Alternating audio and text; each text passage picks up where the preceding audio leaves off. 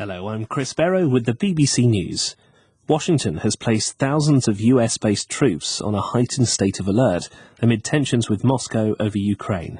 The Pentagon spokesman John Kirby said that if deployed, the troops would be sent to bolster NATO's response force, or NRF, in Eastern Europe. Even as we continue to prioritize diplomacy and dialogue, we must also increase readiness. If NATO should activate the NRF, or if other situations develop, all told, the number of forces that the Secretary has placed on heightened alert comes up to about 8,500 personnel. President Biden has been holding talks with key European allies over a common strategy towards Russia over Ukraine. Moscow denies planning to invade.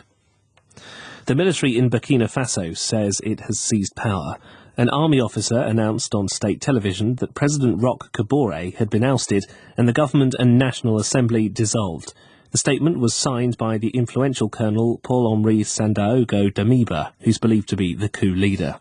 The UN Secretary-General condemned the takeover.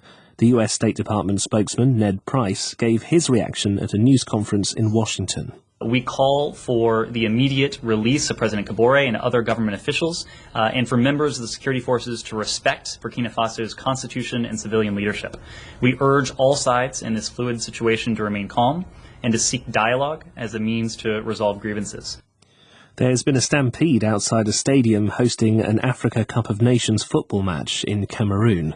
Several people are reported to have been killed when fans tried to rush through the gates of the Paul Biya Stadium in the capital Yaoundé to see the host nation play Comoros. BBC Africa's Ian Williams has the latest.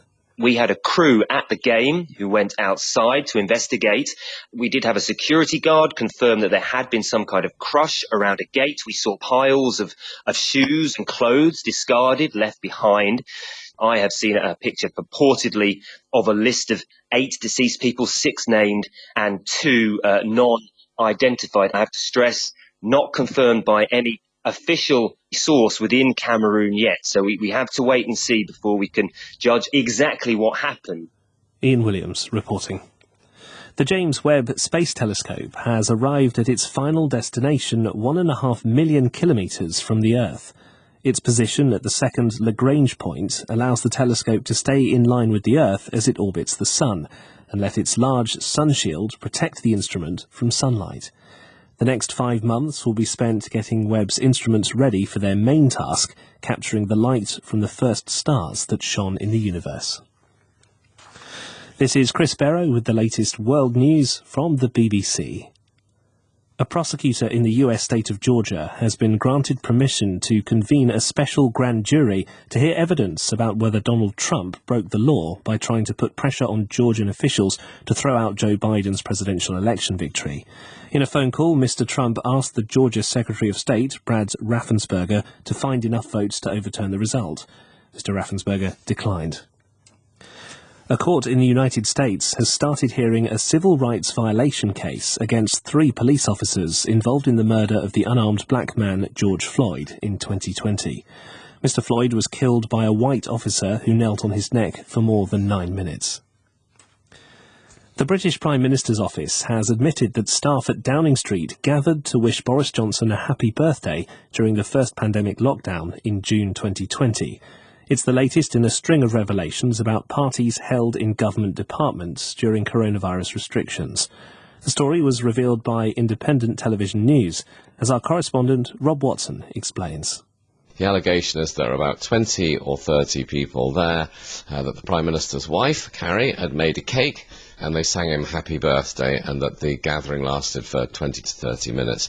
ITV also says, and this is another serious allegation, that there was then a party in the evening upstairs, inside, in the apartment above Downing Street for Mr. Johnson and his family. There were incredibly strict restrictions on indoor gatherings then, although Downing Street says that the party happened outside where the rules weren't so strict.